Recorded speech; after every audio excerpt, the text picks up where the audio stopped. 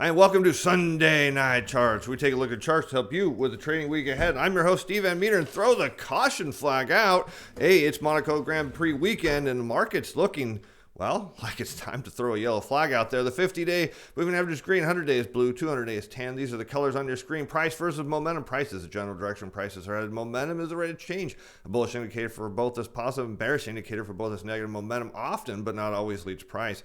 Attempts to determine technical analysis attempts to determine where buyers and sellers are at. Resistance is a level buyers can't break, or support is a level sellers can't break, or resistance is where sellers are at and support is where buyers are at. Technical analysis does not predict prices. It can be used to determine the risk of a trade, help with time of trade, and provide direction to the path of least resistance. Charting offers possibilities, not probabilities, and not certainties. Let's get right into the S&P 500, and here we're seeing that yellow flag come out as no change in annual momentum. We still see bearish indicators across ultra short term through the intermediate term, and now we're seeing a flip on price on the short term to bearish. And look at the longer term momentum signals. These are saying now one momentum is negative and falling. This is caution. Let's go look at the S&P 500 and see if that makes sense. And the answer is it does. You can see the S&P 500 this is against symbol SPY, tagging its 50-day moving average twice, but getting into the zone of resistance. How do we know it? Look at this volume up here, and what is it telling us? This is where sellers have been, and where is support right below there in the 390 range. Resistance is in the 414 range, and so what we're seeing is a potential top here. Now, could this be a major top? It could be. Usually major tops are much longer. Could be a minor top, come down and hit resistance here, again in that 390 range. But right now, the caution flag is out on the S&P 500, and it's validated. Let's go on to the NASDAQ. We see a similar indicators there. Annual momentum and price still bearish in the same pattern it was last week, but now you've got 1 month momentum is red, 3-month momentum, it was red, negative and rising. So maybe a positive indicator here that'll turn the NASDAQ around, but let's see if it's looking topish like the S&P is. And it isn't as much. Now, what happened is the NASDAQ, the Qs here, came down, tagged resistance. And look at that heavy volume. See right there at 316.25. That is your 1 year made. That's where most shares were traded, 316.25. That became support. So what is a 3-month momentum signal telling us? Yeah, there's a bit of an uptick here. The risk now you're facing is a potential left shoulder, head, right shoulder forming. The Qs need to break out of this. There's no question they need to make new all-time highs, or else you're now looking at a bigger topping pattern. So still caution flag out being there for the Qs as well.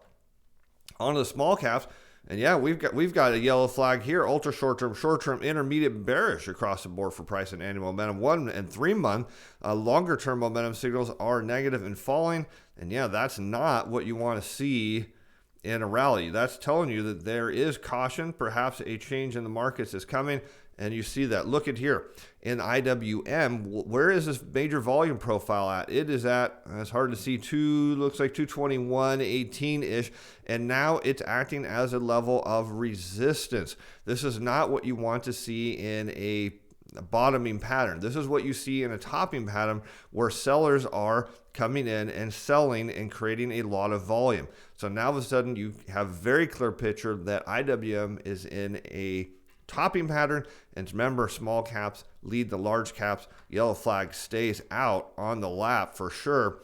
On to the energy sector, we see a little bit of change on the ultra short term and intermediate term price going to bearish. No other flags out on that. Let's go take a look at XLE here and see what's going on. Potential topping pattern.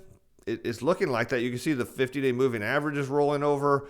That's not a strong indicator of a bullish momentum. You've got a top, a second top. So this isn't a very strong indicator as sellers have been in here. Let's look at the crude, continuous crude contract, crude futures, and you see something that's saying, hey, this is slowing too.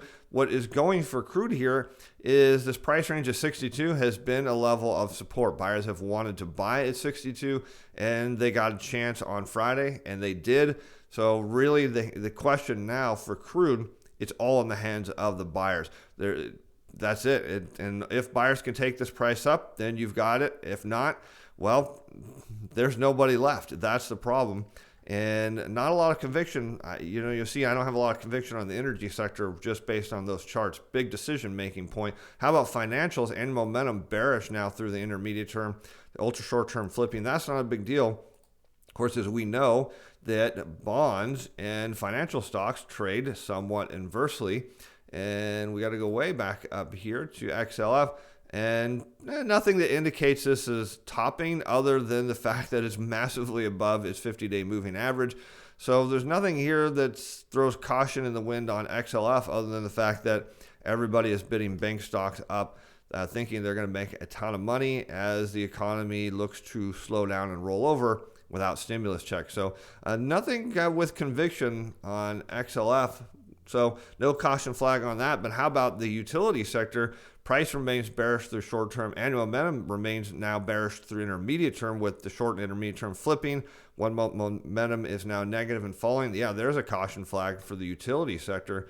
Let's go take a look at the UTS here. And what do you see? A top, a second top. Now, some people will say this is a bullish flag that will lead to higher prices. It's possible. It's tagged as 50-day moving average twice. There's a lot of overhead resistance here. So the utility sector has really got a decision point. Is it going to take it higher, or is that going to roll over? Major support is well below. You're looking at 62.50. So this is all in the bulls' hands now to take that higher. Do they have the energy? Do they have the momentum to do it? We'll see. How about the industrial sector? Ultra short-term bearish, annual momentum bearish through the intermediate term. Maybe a small yellow flag here. We'll see how long this holds up. Let's take a quick look at XLI. Where are you, XLI? There you are. And it's just sitting above its 50-day moving average. Nothing really indicating that this is rolling over. It looks more like financial stocks than it does industrial stocks at the moment. So nothing here that says too much caution. I would argue the small caps are the bigger issue. How about gold miners? Remember, this was all red at one point, and if you followed these going to gold and higher, now you see the power of these momentum indicators that are going to make it into the Momentum Time Pro, coming soon to you under a beta test for free. Price bullish across the board, and momentum bullish through the short-term bearish from intermediate to long-term. 1, 3, 6, and 12-month positive and rising. The momentum 9 is negative and rising. So positive indicators for GDX. If you jumped on that, well, then you caught this rally here and you saw it. So GDX still fighting overhead moves here. We'll look at gold. Major support for GDX is now rising up to 35.60. That gives you an indication this could be a bottoming pattern. Now, we know in a larger scale, this is risky of a major topping pattern in gold miners. But right now, if you were bullish on the miners, you would actually be very comfortable with seeing this come down and hitting into the support zone and confirming it. You would absolutely want that. Look to 35.50 to 36, your level of support, what you're watching for, what you want if you're bullish. You want pullback and confirmation on things. How about emerging markets? Annual momentum bearish through intermediate term, price bearish through short term, only with intermediate term flipping back to bullish. 1 month momentum is negative and falling. 3 month negative and rising. Now, one of the problems with EEM and GDX, well, they got a bit of a relationship. They kind of date once in a while, and this is not what you want to see in a bullish pattern. Again, looking back at the small caps, looking at IWM, what happens when you get a lot of trading above price? Well, trading volume heaviest in the last years at 54.09. Price is below that, telling you sellers are above here. Remember, GDX and EEM tend to follow each other, so this is not a strong indicator for where GDX goes, but a potential risk factor for where it could go. Look for EEM to head lower as sellers are dominating. That definitely a caution flag if you're in the emerging market space. How about high yield bonds? This is kind of getting a little ugly.